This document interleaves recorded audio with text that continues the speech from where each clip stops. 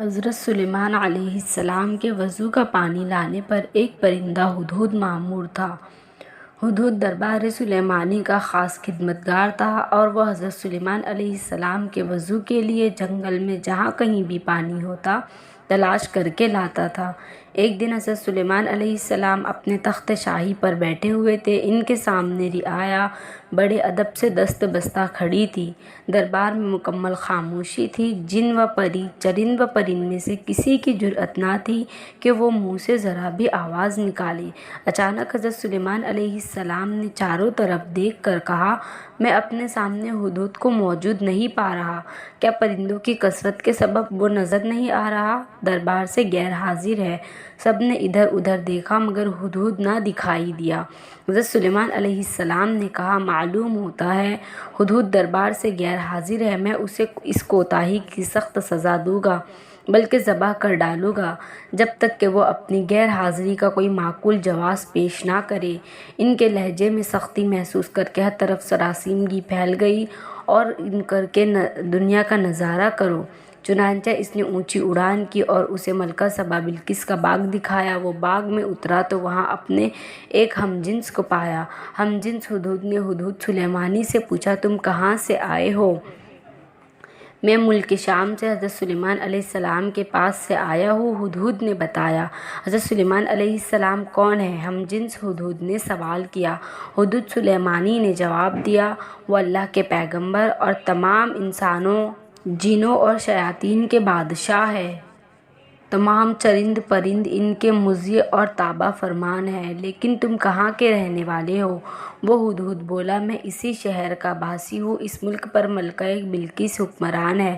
اگرچہ تمہارے بادشاہ کا ملک بہت بڑا ہے لیکن ہماری شہزادی بھی یمن کی ملکہ ہے۔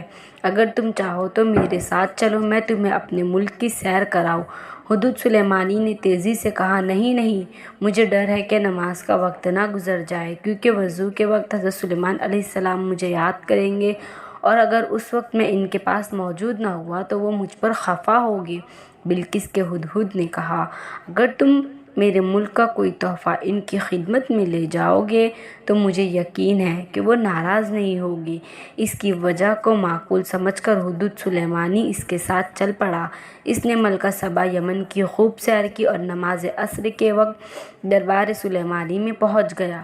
حضرت سلیمان علیہ السلام نے اسے دیکھ کر قدرے غصے سے پوچھا، اے ہدہد، تو کہاں غائب ہو گیا تھا؟ ہدہد نے سر جھکا کر التجا کی، حضرت، بے شک میں قصوروار ہوں لیکن اپنے قصور کی آپ سے معافی چاہتا ہوں۔ حضرت سلیمان علیہ السلام نے اسے معاف کرتے ہوئے دیر سے آنے کا سبب پوچھا۔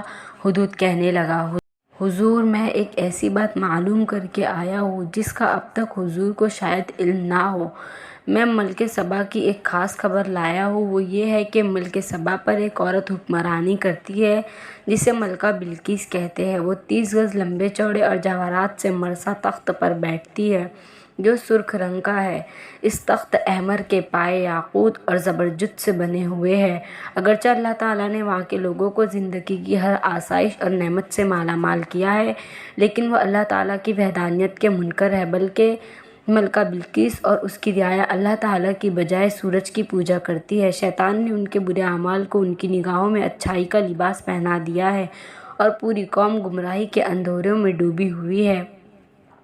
ملک سبا اور ملکہ بلقیس کا حال سن کر حضرت سلیمان علیہ السلام نے ہدہد سے کہا، ہم ابھی تمہاری سچائی کا امتحان لیتے ہیں۔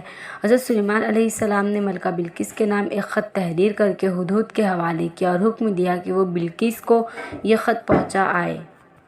خط لے کر ہدہد اڑتا ہوا ملکہ بلقیس کے محل پہنچا۔ ملکہ اس وقت اپنی خوابگاہ میں سو رہی تھی۔ ہدہد روشن دان کے راستے کمرے میں داخل ہوا۔ حضرت سلیمان علیہ السلام کا خط ملکہ کے سینے پر رکھ کر واپس باہر نکل گیا۔ ملکہ کی آنکھ کھلی تو خط دیکھ کر پریشان ہو گئی۔ پھر خط پر حضرت سلیمان علیہ السلام کی مہر دیکھ کر اس نے خط کھولا اور پڑھنے لگی۔ خط میں یہ لکھا تھا، اپنی طاقت اور قوت پر ہرگز اتنا ناز اور تکبر نہیں کرنا چاہیے بلکہ خداوند و برتر کے حضور جھک جانا چاہیے۔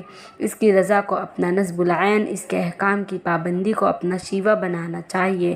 خط پڑھ کر ملکہ بلقیس نے اپنے درباریوں کو طلب کر کے حضرت سلیمان علیہ السلام کے بارے میں دریافت کیا کہ وہ کون ہے اور کہاں کے رہنے والے ہیں۔ درباریوں نے بتایا کہ حضرت سلیمان علیہ السلام بہت طاقتور اور جلیل القدر بادشاہ ہے جو خود کو پیغمبر کہتے ہیں اور لوگوں کو دین حق کی دعوت دیتے ہیں۔ یہ سن کر ملکہ نے درباریوں کو حضرت سلیمان علیہ السلام کے خط کے بارے میں بتایا اور انہیں خط کی عبارت سنا کر ان سے مشورہ مانگا کہ اس خط کا کیا جواب دیا جائے۔ درباریوں میں سے چند بڑے ارکان حکومت نے کہا، ہمیں حضرت سلیمان علیہ السلام سے خوف نہیں کھانا چاہیے کیونکہ ہمارے پاس بے حساب جنگی ساز و سامان ہے۔ اگر انہوں نے ہمارے ملک پر حملہ کیا تو ہم ڈٹ کر مقابلہ کریں گے۔ اس کے باوجود آپ جو بھی مناسب سمجھے فیصلہ کریں، ہم اس کی تعمیل کریں گے۔ ملکہ بلقیس نے درباریوں کی تجویز سن کر کہا، بے شک ہم طاقتور ہیں، لیکن کسی معاملے کا حل یہ نہیں کہ فوراً جنگ کے لیے تیار ہو جائے۔ بہتر یہ کہ چند قاصدوں کو بیش قیمت تحائف دے کر حضرت سلیمان علیہ السلام کی خدمت میں بھیجا جائے۔ اس بہانے قاصد ان کی شان و شوکت کا بھی بخوبی اندازہ لگا آئیں گے اور یہ بھی پتہ چل جائے گا کہ وہ ہم سے کیا چاہتے ہیں۔ اگر وہ واقعی زبردست طاقت و قوت والے بادشاہ ہوئے تو ان سے جنگ کرنا بے سود ہوگا۔ تمام درباریوں نے ملکہ کی رائے پر اتفاق کا اظہار کیا۔ تب ملکہ نے بیش قیمت تحائف کے ساتھ چند ایلچی دربار سلیمانی میں روانہ کیے۔ یہ ایلچی جب دربار میں پہنچے اور انہوں نے حضرت سلیمان علیہ السلام کی خدمت میں تحائف پیش کیے تو حضرت سلیمان علیہ السلام نے تحائف دیکھ کر ایلچیوں سے فرمایا، تم جن قیمتی اشیاء سے مجھے بہلانے آئے ہو، ان سے زیادہ قیمتی اشیاء میرے اللہ نے مجھے عطا کر رکھی ہے۔ میرے نزدیک تمہارے ان تحائف کی کوئی حیثیت و اہمیت نہیں ہے۔ ملک و حکومت اور مال و دولت میرا نصب العین نہیں ہے، میں تو کلمہ حق بلند کرنا چاہتا ہوں۔ میری خواہش ہے کہ تمام لوگ احکامات الہی کے پابند ہو جائے۔